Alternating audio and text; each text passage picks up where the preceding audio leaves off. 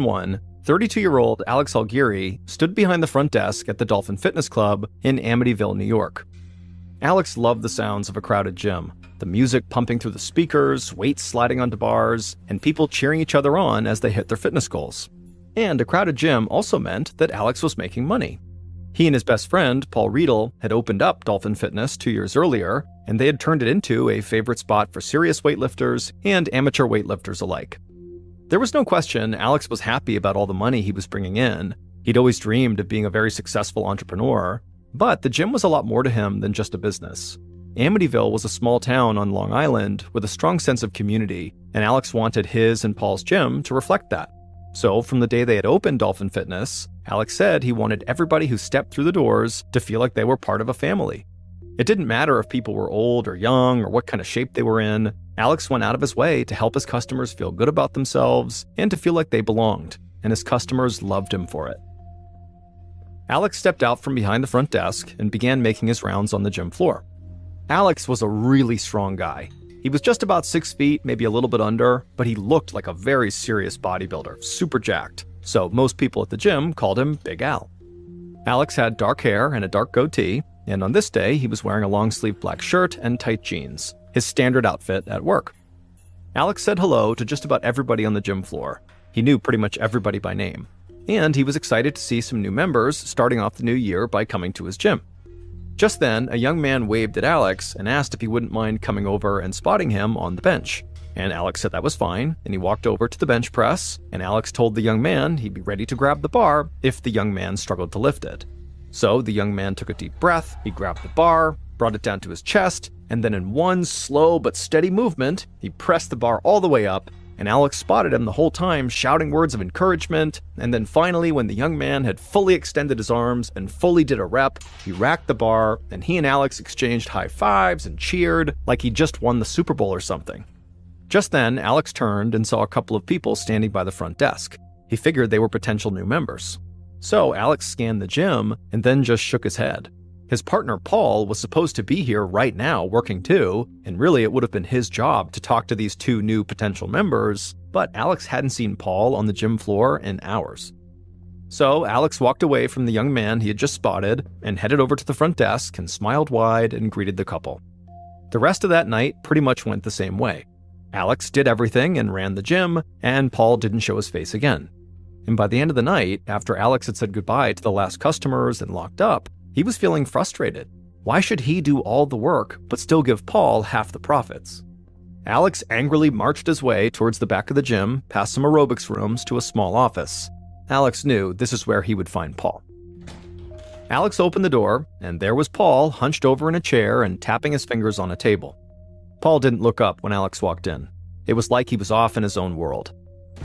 Alex figured Paul must be high on cocaine or some other drug. It was a sight that Alex saw way too often. It made him mad because Paul was his business partner and he wasn't doing his job.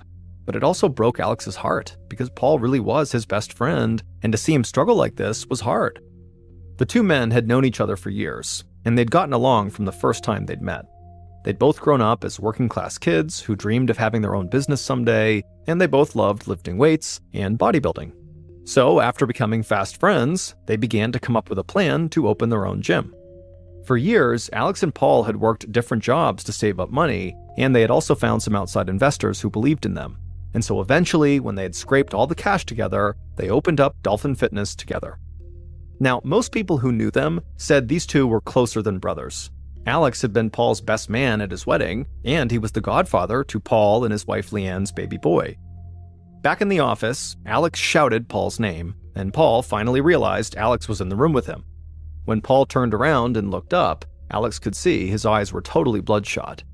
Alex really laid into Paul for not helping him run the gym that night, and he said he didn't understand what Paul was even doing with his life. They had achieved their dream of starting their own business. And on top of that, Paul had a beautiful wife and child, so why was he throwing everything away on drugs and partying like he was still a crazy bachelor in his early 20s? Paul was very defensive and shouted a few obscenities at Alex, and then basically just told Alex to leave him alone. But Alex said he'd had enough. He told Paul that he was ready to dissolve their business partnership and go start his own gym if he had to. That got Paul's attention. He stood up and walked right towards Alex. And Alex was a big guy, but Paul was like a giant. Paul was 6 foot 7 inches tall with a massive chest and huge arms. And Paul just started screaming, and Alex screamed right back. But Alex knew Paul was not someone to mess with when he was high and also angry. So pretty quickly, Alex just said he was done talking for the night, and he walked out of the office. From the hallway, Alex heard Paul scream at the top of his lungs, and then he heard the sound of an office chair go flying into the wall. Alex angrily clenched his jaw, picked up his pace, and grabbed his coat from behind the front desk. Then he headed out the back door of the gym to the parking lot, he climbed into his black Yukon SUV, and took off. And as he drove, he figured Paul was still probably screaming and throwing more furniture. The following day at the gym, Paul apologized to Alex. Alex was used to this. His friend would do drugs, he would lash out, say stupid things, and then feel bad about it the next day and say he was sorry. Alex accepted Paul's apology like he always did, but he just felt tired from having to deal with the same thing over and over again. Alex was all about family, and he loved the people close to him almost unconditionally. But even he was reaching a breaking point with Paul, and he knew he was not the only one who felt this way. Paul's wife, Leanne, was also fed up with Paul's drug use and angry outbursts. In fact, she was so upset with her husband that she'd gone to stay with her mother in Florida until she could figure out if she even wanted to stay married. Alex knew that Leanne leaving had made it really hard on Paul, but he couldn't blame her. After all, the night before, Alex had threatened to leave Paul and go start his own gym. And Alex had meant what he said, but he knew scrapping the Dolphin Fitness Club and trying to start his own gym would not happen overnight. So Alex decided to look at all of his options and start putting together a new business plan. That way he would feel like he was working towards something. And in the meantime, he hoped and prayed that Paul would get his life together and go back to being the great business partner and best friend that he used to be.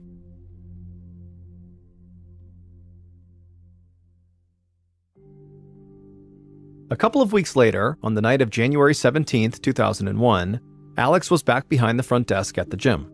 Paul had taken a couple of nights off, which left Alex to run the place on his own. But Alex was used to that, and he really hoped the time away from the gym would do Paul some good. Alex made his usual rounds on the gym floor, talking to customers and encouraging the weightlifters, and then at some point, he heard a woman who was over on the exercise machines shout "Big Al" over the music. Alex turned and smiled at the woman and began walking over to her. When he reached her, she was very sweaty and out of breath, and she told him right away how excited she was about all the results she was seeing from all her exercising, but she told Alex that she just could not get on board with the music that was playing, and could he please change it? Alex laughed and said of course he would change it, but she told him there was actually this one particular album that really motivated her to work even harder at the gym, and she said Alex had played it during a fitness class that she'd taken from him. And immediately, Alex knew exactly the song she was talking about. He said he had the CD in his car, and he'd just go grab it. Then he turned away from the woman and began walking towards the back door. The cold air hit Alex as soon as he walked out to the parking lot. It was around 35 degrees Fahrenheit, so just above freezing. Alex's coat was still hanging up inside the gym, but it wasn't worth going back for. He'd spent enough winters in Amityville to be used to this kind of cold. So Alex hustled across the parking lot to his black Yukon. When he got to it, he opened up the driver's side door, and the dome light came on. Alex leaned into the SUV and started digging through the CDs that he kept in a case in the passenger seat. Then Alex heard someone shouting behind him in the parking lot, so he pulled his head out of the SUV and he turned to see what was going on, and when he did, he saw someone running directly towards him in the darkness. Back inside the gym, the woman who had asked Alex to change the music, she wiped the sweat from her forehead and looked off towards the back exit. Alex had been gone way longer than she thought he would be, but she figured he must be just having a hard time finding the CD, or maybe he'd stopped in his office to make a phone call before coming back to the gym floor. But then, the woman saw something, and she screamed. Several people stopped their workouts and ran to her to see if she was okay, but she just pointed towards the back of the gym, and then more screams rang out above the music. Alex staggered onto the gym floor. Blood poured down his neck and soaked through his shirt. People ran up to him and he looked at them, and in a strangled voice he said, "I've been shot." Alex collapsed to the ground. A woman who was a nurse rushed to his side and checked his pulse and immediately began administering CPR. At the same time, a man ran to the front desk and grabbed the phone and dialed 911. A few minutes later, police and paramedics arrived at the gym. and right away Alex was put on a gurney and rushed outside to a waiting ambulance. Someone had turned off the music by this point, so everybody in the gym just stood there in stunned silence. Most of them were in shock, and they couldn't understand what had even just happened. Everybody loved Alex. Why would someone shoot him? The local police stayed to question everybody at the gym about what they had seen, but their main goal was simply just to get names and contact information for everybody who was there. They knew that a violent crime like this one, that had seemingly just occurred, would quickly be handed off to a larger police force, and so they just wanted to gather up some names to hand off.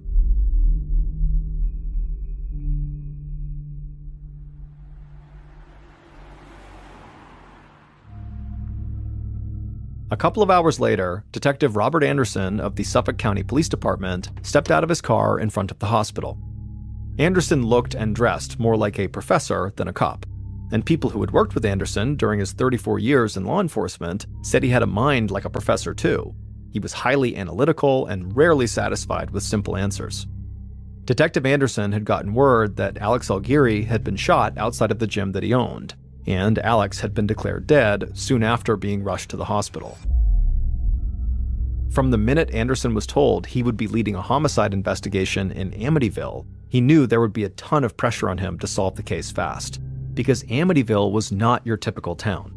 Amityville, for decades, had been associated with murder and dark forces. Almost 30 years earlier, in 1974, an Amityville man named Ronald DeFeo Jr. had killed his mother, father, 2 brothers, and 2 sisters in their home. The media attention from the mass murder was bad enough for the small, quiet town, but things had only gotten stranger for Amityville after that. The family that wound up moving into the DeFeo house where those murders happened claimed they were terrorized by a demon or some other supernatural entity in the house.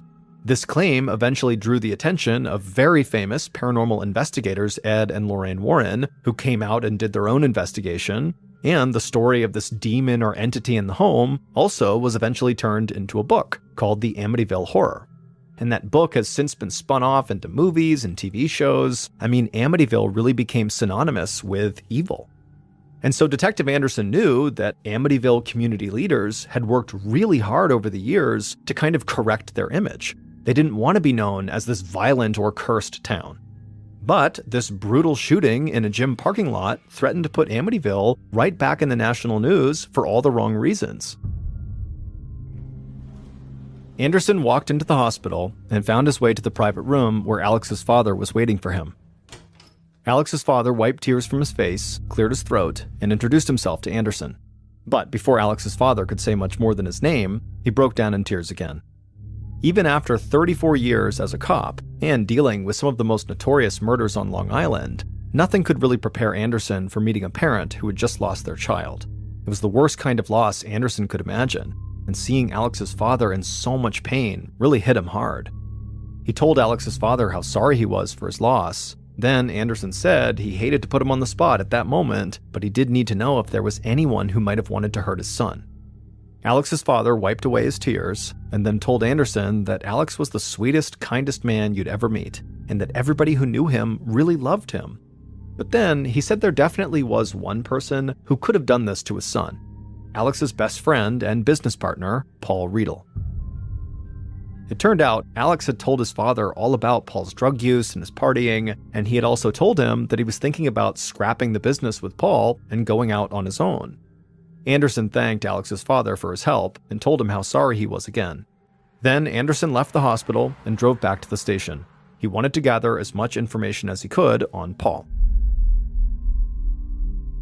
It didn't take long for Detective Anderson to discover that Paul had had more than his fair share of run-ins with the law.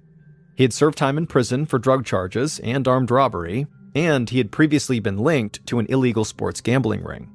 But Anderson knew that did not mean the man had killed his best friend, so for the time, Anderson put Paul's police record to the side and dug more into his personal life and his relationship with Alex. The local Amityville police had passed along contact information for everybody they found at the gym when they had first arrived there. And when Anderson and his team reached out to those people, they all said pretty much the same thing. Alex was like family, and everybody loved him. But Paul, he was a mess, and he definitely was capable of shooting Alex. Some of Alex's family and closest friends were even more straightforward when they spoke to Anderson. They said they were sure Paul had to be the murderer. So Anderson knew he would just have to go talk to Paul, but he didn't want to drag Paul to the station and chuck him inside of an interrogation room just yet, because he feared as soon as he did that, all of Amityville would decide Paul really was guilty. And so that could potentially destroy an innocent man's life, and it could put even more pressure on police to arrest someone before they were actually ready. So Anderson actually came up with a fairly outside-the-box way to question Paul that was not super formal. Now, it was not going to be ideal by any means, but it was an opportunity Anderson didn't want to miss. His team would talk to Paul at Alex's funeral. Days after Alex's murder, a line of cars stretched out down the street in front of a local funeral home, and they wrapped around the corner. Hundreds of people had come to pay their last respects to Alex. Detective Anderson filed into the funeral home behind a group of mourners. It was common for investigators to attend funerals for homicide victims. It gave them a chance to watch how potential suspects acted. But Anderson was really just there to observe Paul and to see if he could get any information from Paul after the service was over. Anderson watched as Paul made his way to the front of the chapel inside of the funeral home. And it immediately became clear to Anderson that it didn't matter to other people that Paul had not been brought in for questioning yet. Clearly, they had already decided Paul was guilty. People literally shouted at Paul as he walked down the aisle towards his best friend's coffin. They told him to leave and said how dare he show his face here. Paul didn't engage with any of them. He just stared at the floor and clung to his wife Leanne as he walked. Detective Anderson couldn't get over how small this enormous guy seemed to look at this very moment. But Anderson didn't know if he should feel sorry for Paul or if he was just being too cautious and too analytical. Maybe everybody else was right. Maybe this case was clear-cut, and Paul really was the killer. Anderson watched as Alex's friends and family talked about how much Alex had meant to them and how proud they had been of him. Alex's father fought back tears and spoke about all the special times he'd shared with his son. Then he broke down and said Alex would never get to experience those kind of moments with a child of his own, because someone had taken that chance away from him. After the funeral was over, Anderson and some other members of his team separated from the throng of mourners and followed Paul and his wife Leanne outside. The investigators approached, and as they did, Paul suddenly stood up to his full height. Suddenly, the small, kind of sad-looking man Anderson had seen inside had disappeared. Paul now looked angry and huge. Clearly, he did not like the fact that police were bothering him at his best friend's funeral. Anderson assured Paul they were only trying to get some basic information. So Paul just said he loved Alex, he would never hurt him, and on the night of the murder, he said he was with friends in another town. For a minute, Anderson figured his big plan to try to question Paul at this funeral was going to turn into a total bust. But right as he was about to give up on this approach, something suddenly stood out to him. Paul's wife, Leanne, was standing next to her husband doing her part as a very supportive spouse. But Anderson had briefly spoken to Leanne in the days following the murder, so he knew that she and Paul had serious problems in their marriage and that she had even gone to Florida to get away from Paul. And so now Anderson wanted to know if she had had like a big change of heart about her husband, which is why she was now being so supportive, or if she was acting supportive out of fear. If Paul had really killed Alex and Leanne knew about it, was she just afraid she'd be next if she didn't support him?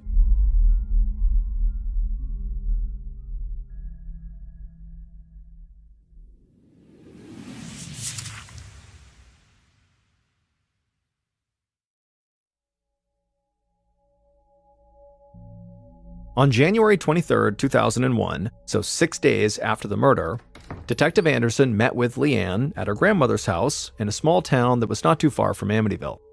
Leanne was short and thin with long brown hair, and she sounded like a native New Yorker. She led Anderson into a warm, rustic-looking kitchen, and they sat down at the table. Anderson didn't want Leanne to feel like she was being interrogated, so when he spoke to her like they were just two friends catching up. Anderson asked Leanne about the funeral and how she felt when she was there, and very quickly she made it clear that she had not gone there out of fear or anything like that. She had been there because she loved her friend Alex, and she wanted to support her husband Paul. She said that despite their marital issues, they really had been working hard on their marriage.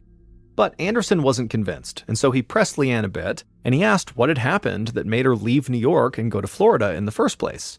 Leanne said she'd left because Paul was partying and doing drugs, and she felt like that was a terrible environment for her kid. But Leanne was clear that she did not believe Paul would ever kill his friend Alex. Sure, the two men fought sometimes, but they were like brothers, and brothers fight. She knew Paul loved Alex. Anderson said he understood, and then he asked her if there was anything else she could think of that might help with the investigation. Leanne shifted in her chair and then looked around the room like she was trying to make sure nobody else was listening. Then she leaned closer to Anderson, and in a quiet voice, she told him there was something going on that he needed to know about. Paul had gotten into trouble with the mob, and he had actually received a rat card in the mail. Anderson hid his surprise pretty well, but this was news to him. He knew Paul had a police record and that he'd been linked to some low-level criminals who might have loose ties to the mob, but receiving a rat card meant that members of the mob believed Paul had sold them out to the police, an unforgivable offense in the world of organized crime. Then Leanne told Anderson that things had actually gotten even worse after that. At a big party a year earlier, Paul had gotten into this big public argument with a man who wound up being a captain in the Gambino organized crime family. At the time, the Gambinos were one of the most powerful mafia organizations in New York City. Leanne said Paul never told her what the argument was about, but she was pretty sure he owed a lot of money to some very powerful people. Detective Anderson listened quietly, and he still didn't show anything on his face, but he knew this case might have just taken a major turn. It was one thing for Paul to be connected to some small-time criminals in Amityville, New York, but it was a whole different thing for Paul to be in debt to high-ranking members of a New York City mafia family. Anderson talked to Leanne a little while longer and then thanked her for her time. He headed out to his car and drove back to Amityville. In the course of only a few hours, Anderson had been forced to take a completely different view on this case. He still considered Paul a suspect, but now Anderson had a totally new theory as to what could have happened. He thought maybe the mafia had put out a hit on Alex, so Paul's best friend, as a way to warn Paul, "Pay us the money you owe us, or you'll be next." In February of 2001, so about a month after Alex's murder, Detective Anderson got word that Paul and Leanne had reconciled and repaired their marriage. But there was more to the story than that. Paul had moved with Leanne and their kid down to Florida, and members of Alex's family and a lot of other people in Amityville were up in arms about it. Many people in the community had never stopped believing that Paul killed Alex, and now they thought Paul had left the state to run away from the crime he had committed. The pressure on Anderson to arrest Paul continued to grow, and some people questioned whether Anderson was even doing his job. But Anderson understood their frustration. He also wanted to bring Alex's killer to justice. But he wasn't just going to cave in and arrest Paul because he actually didn't have any concrete evidence against Paul. Anderson's team had confirmed Paul's alibi for the night of the murder, and they'd combed over the crime scene at the gym multiple times, and nothing they found directly linked Paul to Alex's murder. On top of that, Anderson was following up on leads that connected Paul to the mafia.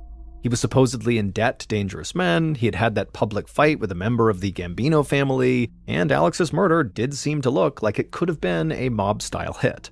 So Anderson remained focused and calm, and he kept pursuing all of the possible leads in the case. He also told his team not to be swayed by public opinion. Just because others had already made up their minds about what had happened did not mean they needed to do that too. But over the next month, Anderson hit one dead end after another. He couldn't discover any definitive links between Paul and the Gambino family or any other high-ranking members in the mafia. Then, in April, so 3 months after Alex's murder, Anderson found out that Leanne was pregnant. And this news sparked another round of anger from the Amityville community and threatened to make Anderson's job even harder than it already was. People were outraged that Paul was allowed to carry on with his life and watch his family grow after he had robbed his best friend Alex of a chance to start his own family. Anderson continued to sympathize with the people who were frustrated with him. He knew they just wanted answers. So Anderson kept working every angle of the case he could think of, but he felt like he was running out of time. He needed a break in the case to help appease his loudest critics and to at least give Alex's family some hope that justice would be served. On November 11, 2001, so almost 10 months after Alex's murder, a detective from the New York City Police Department sat across a table from a guy in custody and listened to him rambling about how he could help the police. The NYPD detective almost found the whole thing kind of amusing. It was pretty common for people in custody to try to cut a deal by giving up information on crimes that were even worse than the ones they'd committed. A lot of times, though, the so-called leads these people provided went absolutely nowhere. But occasionally, some leads would pan out. So the detective sat there with a slight smile on his face and just listened. But then the guy in custody said something that really caught the detective's attention. And so his smile disappeared and he leaned forward and told the guy to slow down and repeat what he just said. The guy nodded and leaned in closer, almost like he and the detective were on the same team. Then he repeated what he had just said. He said he knew who had killed that gym owner in Amityville, and he knew why they killed him. Now remember, Amityville is a small town about 2 hours away from Manhattan, and so criminals trying to cut a deal with the NYPD did not usually reference small town crimes like this one. So the detective sensed this could actually be legitimate. So he got all the details he could from this guy in custody about Alex Aguirre's murder. Then the detective walked out of the room, went to his desk, and made a phone call.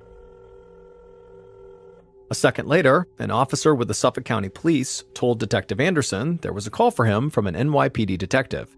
The officer said that this detective was calling with information about the Alex Aguirre case, and it could potentially break the case wide open. Anderson walked to his desk, and as he did, he felt a rush of adrenaline. This was the first time in months that he actually might have a possible new lead. On the phone, the NYPD detective told Anderson about the conversation he'd just had with the guy in custody. Both detectives were well aware that desperate people under arrest were not usually the most reliable sources, because they basically will do anything to get out of custody, but the NYPD detective thought the information he'd gotten was actually worth passing on. Anderson listened to the detective and scribbled down the name of a man that he needed to track down. Anderson thanked the NYPD detective for his help, and then he quickly rounded up his team and told them they might finally have a major break in the Alex Aguirre case. The information Anderson got from the NYPD detective led him right to a man who was supposedly involved in Alex's murder.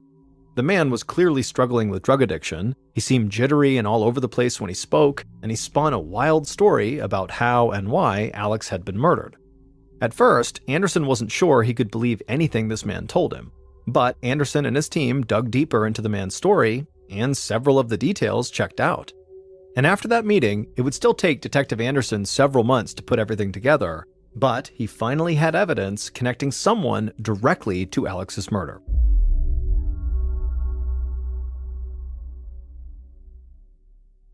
Based on interviews conducted throughout the investigation and evidence found at the scene, here is a reconstruction of what police believe happened on the night of January 17, 2001, when somebody murdered Alex outside of his gym.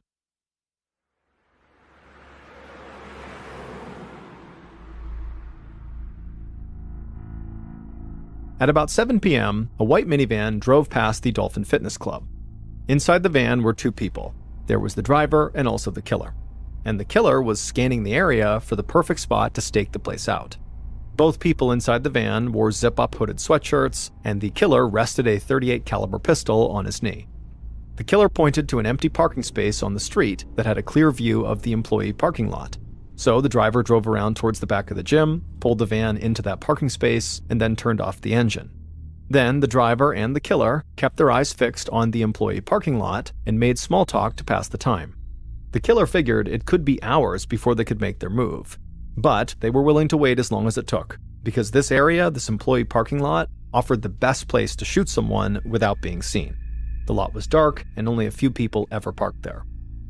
The killer checked their gun to make sure it was loaded, then they, along with the driver, just kept on talking and watching the parking lot. But then, just 20 minutes later, the killer suddenly sat up in the passenger seat and leaned in closer to the window. The wait had not been long at all. Their target was already in the parking lot, walking towards his black Yukon SUV. The killer told the driver to start the van and to be ready to speed out of there. The killer clutched the pistol tight in one hand, then opened the door with the other, and walked into the parking lot. The killer saw Alex open up his car door and lean inside, and as he did, the dome light came on. Not wanting to be too close to the light, the killer shouted something at Alex just to get his attention and to kind of pull him away from his vehicle and the light. And it worked because Alex turned to see who was yelling at him, and he took a few steps away from his car towards the killer. And at that point, the killer just rushed out of the darkness and got within a couple of feet of Alex, who had no idea what was going on, and the killer raised his gun and fired before Alex could do anything. The first bullet hit Alex square in the chest. Then the killer squeezed off 3 more shots, one right after the other. Bullets struck Alex across his upper body, perforating his heart and both of his lungs. Then the killer fired off one more shot, which hit Alex in the neck. Alex fell to the ground, covered in blood. At this point, the killer turned and ran back to the white van. The killer never saw Alex pulling himself up and staggering back towards the gym. As soon as the killer was back inside the van, they slammed the door shut and yelled for the driver to go. So the driver whipped out of the parking space and sped down the street. A few minutes later, the driver heard ambulance and police sirens on the other side of the road, so they eased off the gas. They didn't want to draw attention to the van. When they were a few miles away from the gym, the killer spotted a creek just off the side of the road. So they rolled down their window and hurled the gun into the water. Then they told the driver to floor it, and the van sped down the road again. Not long after that, the driver pulled onto the highway, and the van headed south, far away from Amityville, New York. The following night, the killer and the driver sat in the killer's living room reading an online story about the murder. The shooting outside the gym had made the national news, but the killer and driver read the story more than once because they could not believe what they were seeing. Then the front door opened, and before the killer could even say anything, a woman barged in and shouted at him at the top of her lungs, "You stupid bastard, you killed the wrong guy!" It would turn out Leanne Riedel, Paul's wife, had set up the hit outside of the gym. But Alex was never the intended target. Leanne had wanted her husband, Paul, dead. And the killer, a man named Rocco Salerno, had been more than happy to oblige, because it turned out that Leanne and Rocco had been having an affair since Leanne had left New York and went to stay with her mother in Florida. Leanne and Rocco had fallen in love and wanted to start their lives together, but Paul was in the way. To make things worse, Paul had already filed with a court in New York to begin divorce proceedings. And if Paul and Leanne got divorced, well, New York law would require Leanne to come back to the state and live within 50 miles of Paul so he could see his son. But Leanne didn't want to leave Florida and Rocco, so she and Rocco hatched a plan to murder Paul. Rocco paid a guy he knew $3,000 to drive him to New York, scope out the gym with him, and serve as his getaway driver after the shooting took place.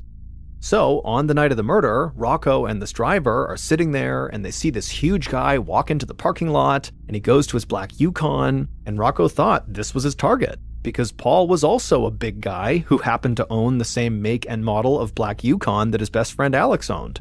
So Rocco rushed out of the van and gunned down Alex in cold blood, not realizing he had shot the wrong person.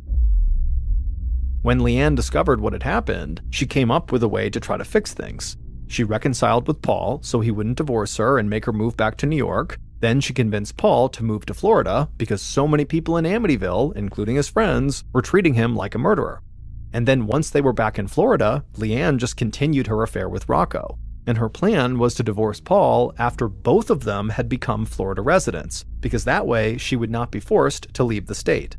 And all of this came to light after the guy in custody with the NYPD told police he had information about Alex's murder.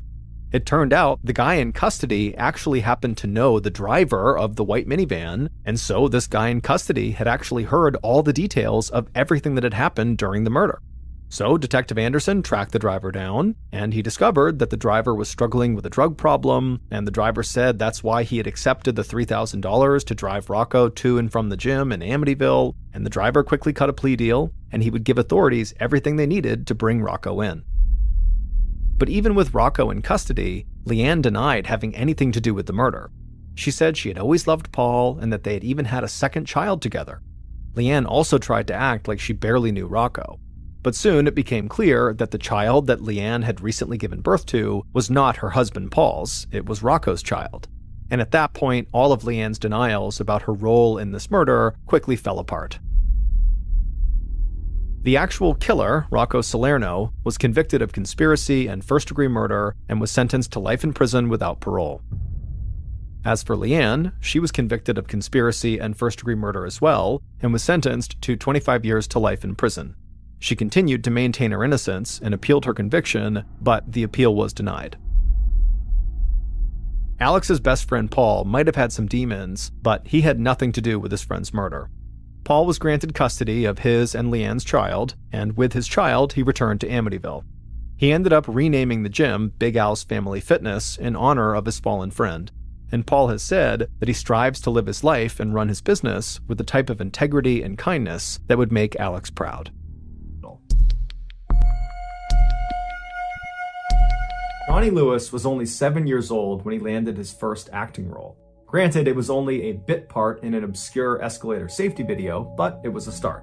From there, Johnny appeared in dozens of commercials, including with Pizza Hut, before someone recognized this kid has real talent, and he earned appearances on the hit TV shows Seventh Heaven, Malcolm in the Middle, and Drake and Josh, which were really big in the late 90s and early 2000s. In 2001, when Johnny was 18 years old, he had made enough money from acting that he was able to leave his parents' home in North Los Angeles and move into a new home right in Hollywood with a bunch of other up-and-coming actors and actresses. By 2006, when Johnny was 23 years old, he was riding high. He had landed several more big TV roles, like a recurring role in the show The O.C., which was very popular in the 2000s, and in 2006, he was dating the mega pop star Katy Perry. And although their romance was relatively short, apparently it was very intense because Katy would go on to write 2 songs that were apparently about Johnny. But Johnny's real rise to stardom occurred 2 years later in 2008 when he was cast as the character Half-Sack on the critically acclaimed motorcycle drama Sons of Anarchy. While the show made him famous and fabulously wealthy, Johnny was growing concerned with the direction the show was taking. He felt like it was becoming too violent. Johnny liked reading poetry and studying philosophy and staying up late drinking tea and playing chess. He did not like acting out scenes of gratuitous violence. It just wasn't who he was. So after being on the show for 2 seasons very successfully, he was a very popular character. He went to the writers and said, "You gotta write me out of the script. I can't do this anymore." The writers were totally caught off guard and begged him to stay, but he had made up his mind, and so in 2009, his character was killed off. After leaving Sons of Anarchy, Johnny decided that he wasn't going to pursue any serious acting roles for the time being. Instead, he wanted to focus his time on writing his first novel, which was about this musical genius trying to make his way in the world. And so he started asking around to see if anybody he knew of a quiet place he could live and write out of. And his photographer said, "I think I know the place." It was called the Writer's Villa, and it was this beautiful house with 6 bedrooms for rent right outside of Hollywood. Over the years, it had become a sort of safe haven for up-and-coming actors and actresses still looking to land their big break. The reason it developed this reputation was because of the owner, Kathy Davis. She was this wonderful woman who really understood how difficult trying to break into Hollywood was for all these people that stayed at her house. And so she would look after them and make them food and offer them rides, and she would stay up late and listen to their frustrations and be a shoulder to cry on if they didn't get the part they wanted. Many of her tenants, who went on to be big Hollywood stars, would later attribute their success, at least in part, to the time they spent with Kathy at the villa, which they remembered as being therapeutic and soothing. Even though Johnny had already had his big break in the Sons of Anarchy, he loved the idea of living in such a peaceful place that seemed to cater to eccentric artists like himself. So in April of 2009, Johnny called Kathy and requested a room, and she said, "Absolutely, you can stay on the 2nd floor in the red suite." After moving in, Johnny would tell his friends that the writer's villa was just as amazing as he thought it was going to be. And Kathy specifically was just as wonderful as everyone said she was. He actually struck up a friendship with her almost immediately. Everything seemed to be going really well for Johnny in his life until a few months later, he found out his girlfriend, Diane, was pregnant. Although this totally screwed up his plans for his novel, Johnny was really excited about being a father, and so he decided to move out of the villa and in with Diane, who lived nearby, to help take care of their child. 9 months later, on April 6th, 2010, Diane gave birth to a healthy little girl named Culla May, and Johnny and Diane fell madly in love with her. But unfortunately, Johnny and Diane's love for each other faded quickly after becoming parents, and before long, Johnny had moved out and back in with his parents. Not long after that, Johnny and Diane became embroiled in this really vicious, long custody battle over Culla May, which ultimately Johnny lost, which was devastating for him. A few months later, in October of 2011, when Johnny was still living with his parents, he decided to take his motorcycle out and just go ride around and clear his head. And so he drove for about 2 hours to the west of LA out into the desert, where he lost control of his bike and he crashed. After getting to the hospital, his injuries were determined to be relatively minor, except they were concerned he might have a head injury. However, after testing negative for a concussion, he was said to be okay by doctors and he was sent home. But when he got home from the hospital, he was not okay. He was a totally different person. Johnny's father, Michael, immediately noticed the change in his son's behavior. He just started acting really weird and erratic, and his thoughts weren't always coherent, and he was really agitated all the time. It was just very obvious that something was off. And it made Michael wonder, perhaps my son did get a head injury from that motorcycle accident, and the doctors just missed it. And so Michael scheduled 2 separate MRIs for Johnny to go to, but for whatever reason, Johnny refused to go. Around this time, Johnny's friends began to notice his strange behavior when in December of that year, he was at an acting class and he began speaking in a vaguely British accent. And everybody in the class noticed it, and eventually someone said, hey, why are you doing that? And Johnny was like, what? And just kind of shrugged it off and acted like he wasn't doing that. A few weeks later, on the morning of January 3rd, 2012, Johnny was at his parents' house and he was sitting in the kitchen while his mom was making omelets, and Johnny just kind of abruptly says, I'm gonna go out for a walk. So he gets up, he's only got his pajamas on, no shoes on, he walks out the door, and as he's walking down the road, he gets maybe 10 or 15 feet away from his parents' house when he hears someone screaming, like they're screaming in distress, and he thinks it's coming from the apartment that was right next to his parents' house. And so he breaks into the apartment, but there's no one in the apartment, it's totally vacant. And so as he's in this apartment, wondering what's going on, the 2 men that owned the apartment, they came home and they see Johnny standing there and they told him he had to leave immediately. And instead of leaving immediately, Johnny grabbed a nearby glass bottle and he charged at them and hit them both over the head with the bottle before they managed to restrain him and hold him down until the police showed up. Johnny claimed he was acting in self-defense, but the police didn't believe him, and so they charged him with trespassing, burglary, and assault with a deadly weapon, and they sent him to jail. When Johnny's father was finally able to come to the jail and bail his son out, it had been 8 days, and in those 8 days, Johnny had been moved from general population to a psych ward because he was banging his head against the inside of his cell, and at one point he had tried to jump off of a balcony, and he was just generally acting unhinged. And so when he was discharged, on his paperwork, a doctor at the jail had commented that he thought Johnny at one point must have had some sort of head injury that had made him act this way, and he was definitely suicidal. When Johnny got back to his parents' house, he was an absolute wreck. Physically, he had 2 black eyes and his face was all puffed up from the confrontation he had with those 2 men in the apartment. And emotionally, he was so distraught that he wouldn't let anyone in his family come near him. He just holed up in his room and just told everyone to stay away. He also became extremely sensitive to light, to the point where he was turning off all the lights in his parents' home, and then when they would eventually just turn them back on again, he would get agitated and turn them all off, and then finally he just disabled his parents' fuse box. But despite Johnny's obvious issues after coming home from jail, over the next few weeks, he did actually seem to be improving, to the point where at the end of January, so about a month after he came home from jail, his parents allowed him to move out and go live on his own in Santa Monica, California, about 30 minutes away. But as soon as he was living on his own, his trouble started again. On February 10th, so about a week after moving into this place in Santa Monica, he was arrested for punching some random stranger in the head outside of a yogurt shop. But he was ultimately released on $20,000 bail. A couple of days later, Johnny, fully clothed, just walked into the ocean, and when he was pulled out, he had to be brought to the hospital to be treated for hypothermia.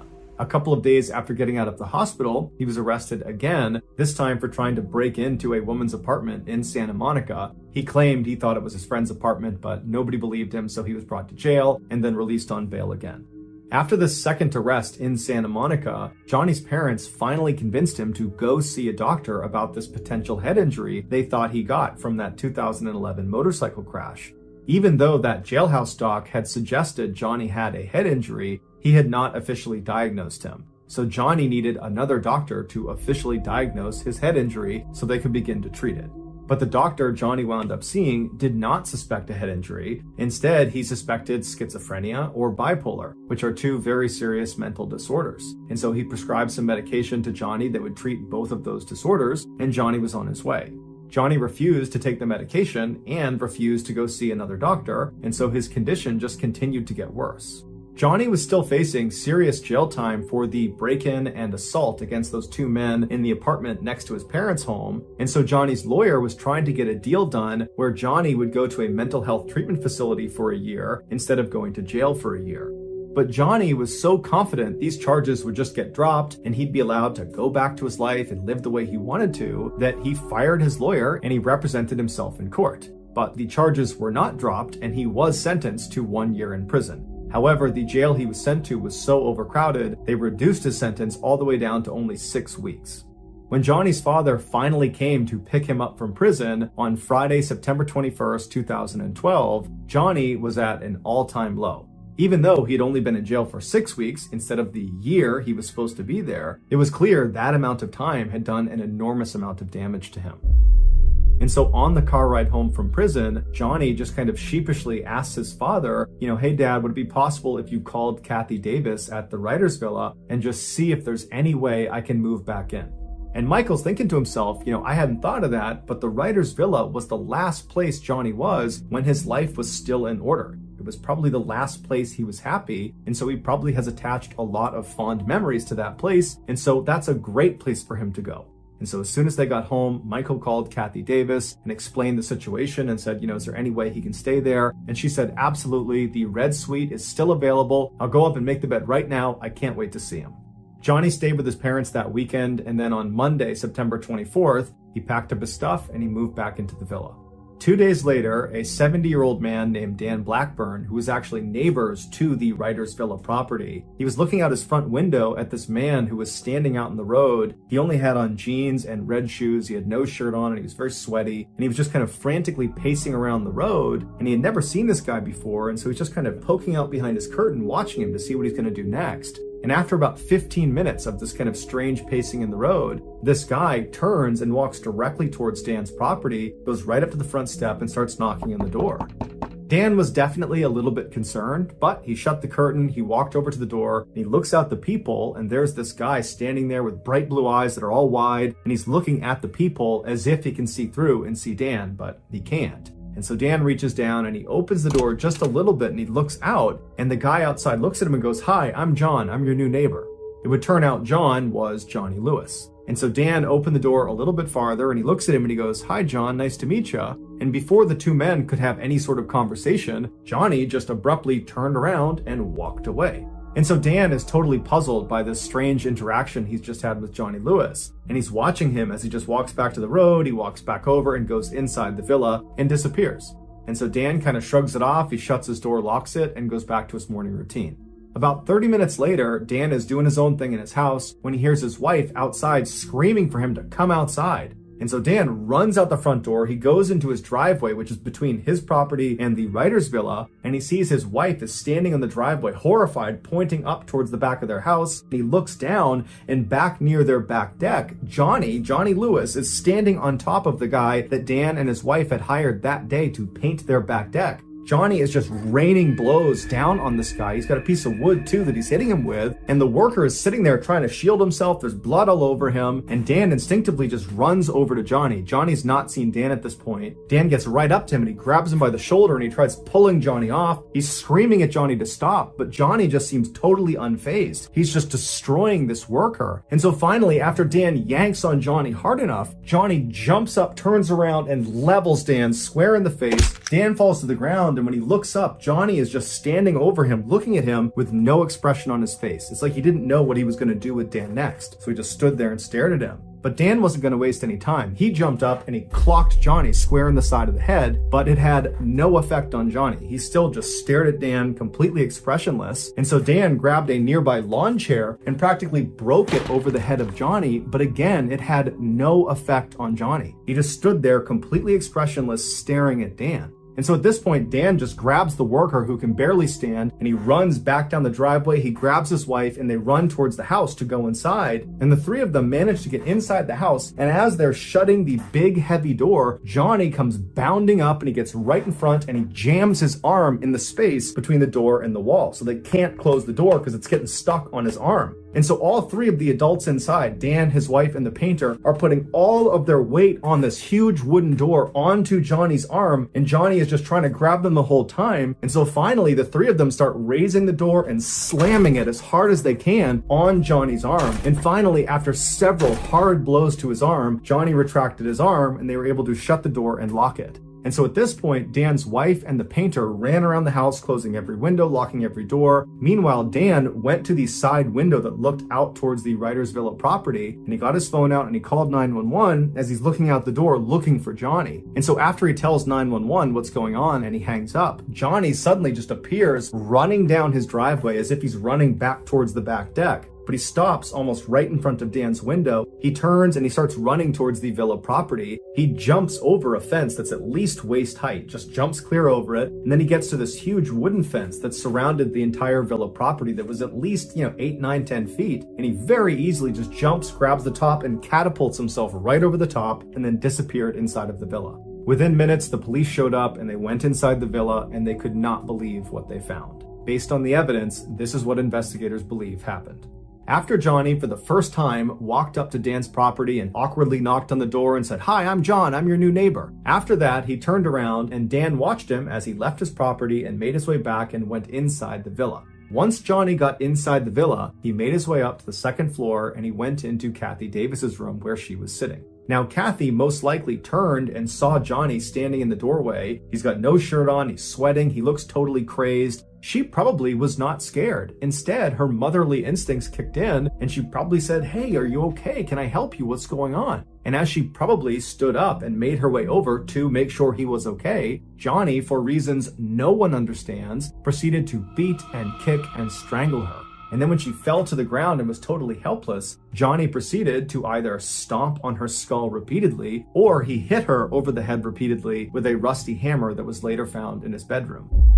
But no matter how Johnny did it, he managed to severely fracture her skull, and that's what ultimately killed her.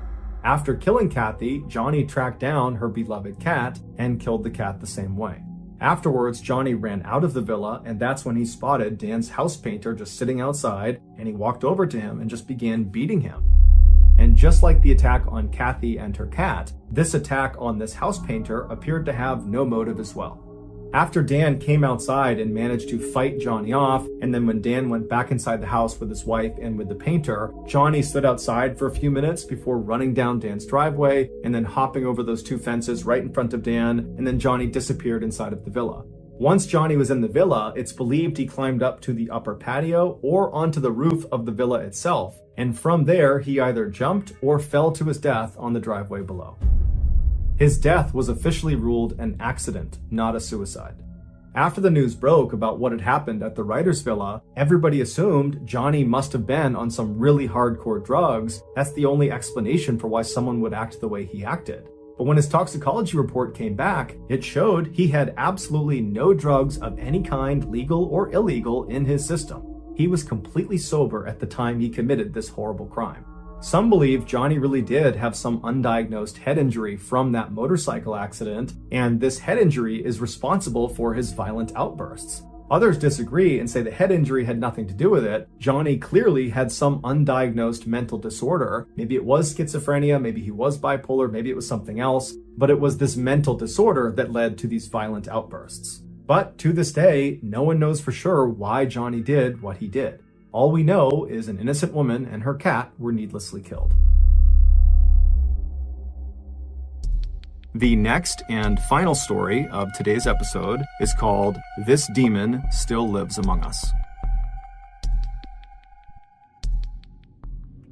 In early 1974, 31-year-old Michael Taylor was living happily with his wife Christine and their 5 children in Ossett, which is a small town in central England. Michael was described as a great father and a great husband who had an excellent sense of humor. In fact, neighbors, whenever they would walk past the Taylor household, would say you could often hear the sound of Michael laughing or the sound of him telling jokes to his family. But in April of that year, everything changed for the Taylor family. Michael had been doing some home repairs when he fell off of a ladder and he hurt his back.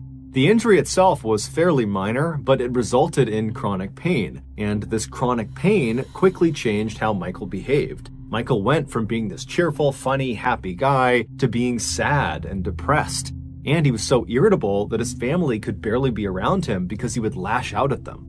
Now, the Taylor family was not a religious family. However, most families who lived in Ossett at that time were.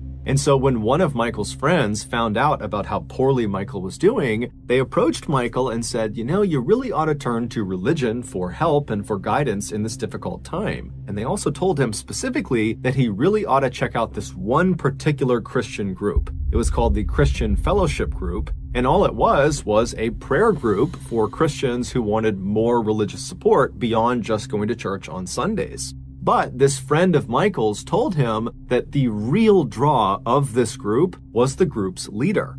Her name was Marie Robinson, and she was this 21-year-old, extremely friendly and energetic and charismatic person who just had this incredible way of making all of her members really feel like they belonged. And so Michael's friend was telling him that he really thought Marie could be the difference maker for him, that she could help him get back to normal. And so Michael, he trusted this friend, and he really didn't have much to lose at this point. He was already at rock bottom, and so he agrees to go check this group out.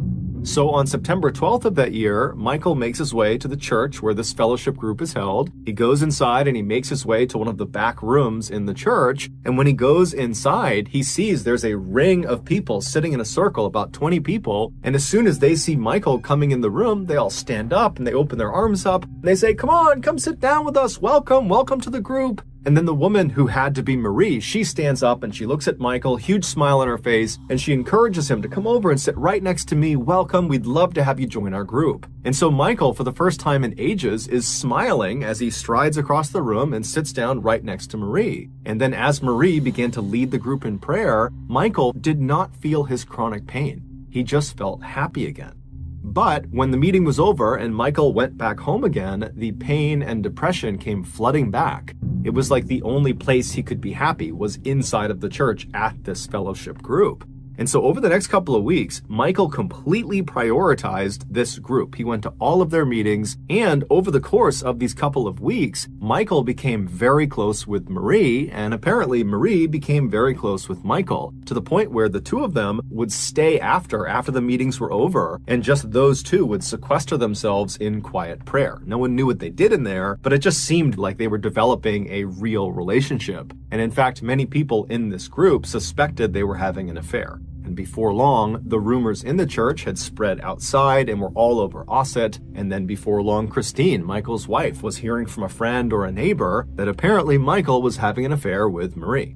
Now, Christine had already suspected her husband was having an affair with Marie because Marie was the only thing Michael talked about when he got home. So on October 1st of that year, only a couple of weeks after Michael had first attended this group, Christine waited until Michael had left the house to head out to one of the group meetings, and then Christine hopped in her car and she followed him to the church. And when she got there, she parked her car, she took a deep breath, and then she got out, she made her way to the front doors of the church, and she stormed inside, and she found the room where these meetings were held. She barges in, and she points at her husband, and she says, I know you're having an affair with Marie, and you're gonna admit it in front of this whole group. And Michael, who's sitting with his back to his wife in one of the chairs, he stands up, and instead of addressing his wife, who's accused him of infidelity, he turns and looks at Marie on the other side of the room. And when Marie made eye contact with Michael, she screamed. She would later say Michael did not look human. He looked like a beast and he had wild eyes. And so as Michael is standing there staring at Marie with this very aggressive face, he began breaking out in tongues.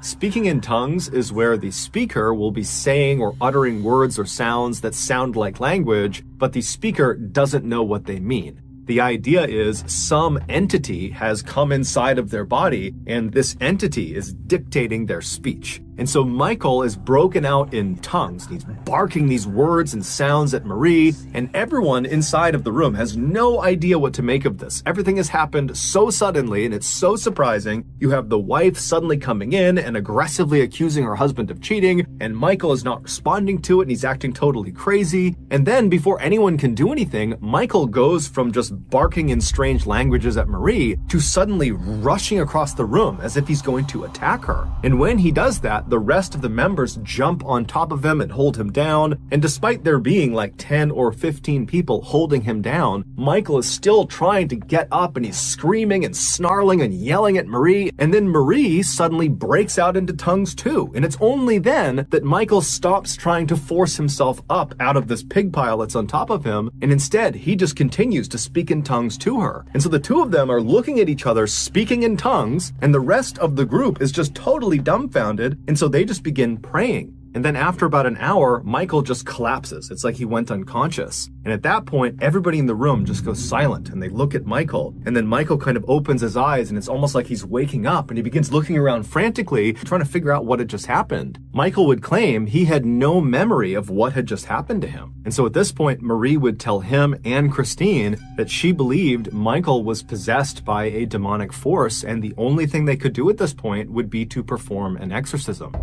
An exorcism is an expulsion or attempted expulsion of a supposedly evil spirit inside of a person or a place. Michael and Christine were at a loss. They had no idea what to do in this situation. They were both kind of in shock for very different reasons. And so they just kind of deferred to Marie's judgment and said, yeah, I think an exorcism is the way to go.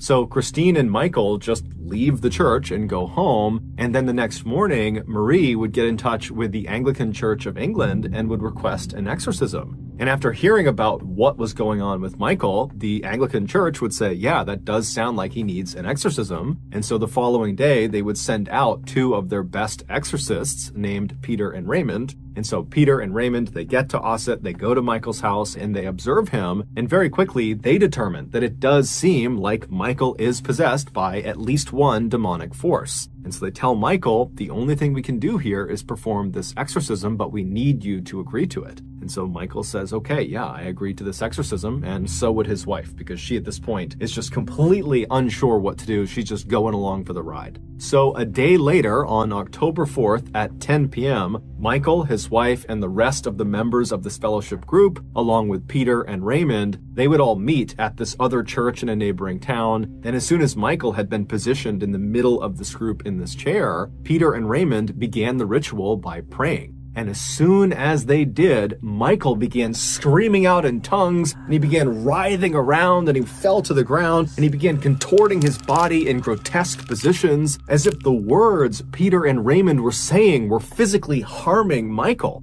And so after 8 hours of this, during which they had to actually tie Michael down to prevent him from hurting other members or hurting himself, after 8 hours, they finally just came to a stop. Peter and Raymond were exhausted. It looked very much like Michael too was exhausted. And as soon as they stopped the ritual, Michael just kind of collapsed on the ground as if he had fallen unconscious. And then at some point he kind of wakes up and he's looking around wildly. He's still tied down to the ground and he's acting like he has no idea what's just happened. And at this point, Peter and Raymond, they tell him that, the exorcism was mostly successful. We identified 40 demons inside of you, and this exorcism was able to expel 37 of them. So that means there's still 3 demons inside of you.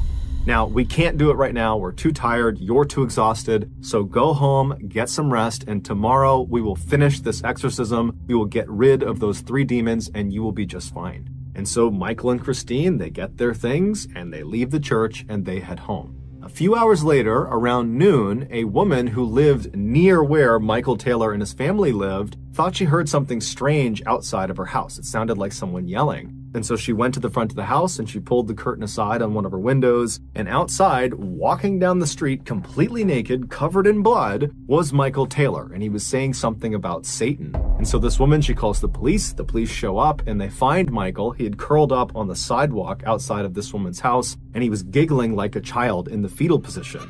And so the police approach him. And at some point, Michael apparently snaps out of it. And he starts looking up at the police like he has no idea what's going on. And eventually they would get him to tell them his name and where he lived. And so after calling in backup to deal with Michael, the responding officers made their way to Michael's residence. And so they go inside, and immediately, as soon as they see what's in there, one of the officers just turns around and runs outside and begins dry heaving. The inside of the Taylor family home would become one of the most infamous crime scenes in English history. A few hours earlier, when Michael and his wife had come home from the exorcism, they had gone inside, and then Michael had fallen into one of his trances and began beating his wife. And then at some point, she fell to the ground and either was dead or was in the process of dying, at which point Michael jumped on top of her, and using only his hands, he ripped her face off and flung it across the room. And then as she's laying there bleeding to death, he began rubbing her blood all over his body. And then after she had finally died, he tracked down the family dog and killed the dog as well. Fortunately, their 5 children were not home at the time of this attack, and so they were unharmed. During Michael's trial, the prosecution and the defense blamed the Anglican Church of England and Marie and her religious group for effectively convincing Michael he was possessed with demons, which caused him to act out violently and kill his wife. And so ultimately, Michael would be found not guilty by reason of insanity, and after only 4 years of psychiatric care, he was released. And today, he is still living free in Ossett.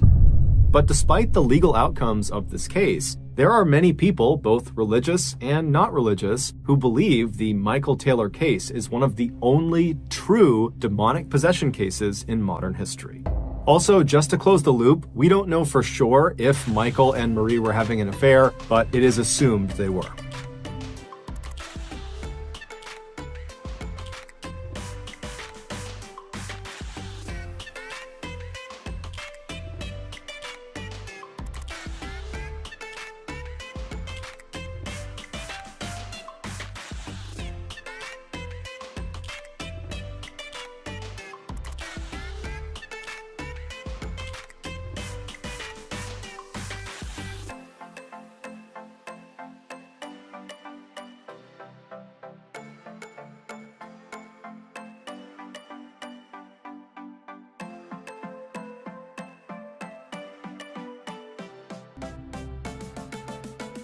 Thank you for listening to the MrBallen podcast. If you got something out of this episode and you haven't done this already, please go to the 5-star review button's place of work 1 minute before closing time, and then proceed to browse around for about 30 minutes and then leave without buying anything. Also, please subscribe to the MrBallen podcast on Spotify, Apple Podcasts, Amazon, Google, and anywhere else you get your podcasts. This podcast airs every Monday and Thursday morning, but in the meantime, you can always watch one of the hundreds of stories I have posted on my YouTube channel, which is just called MrBallen. If you want to get in touch with me, please follow me on any major social media platform and then send me a direct message. My username is just @MrBallen, and I really do read the majority of my DMs. Lastly, we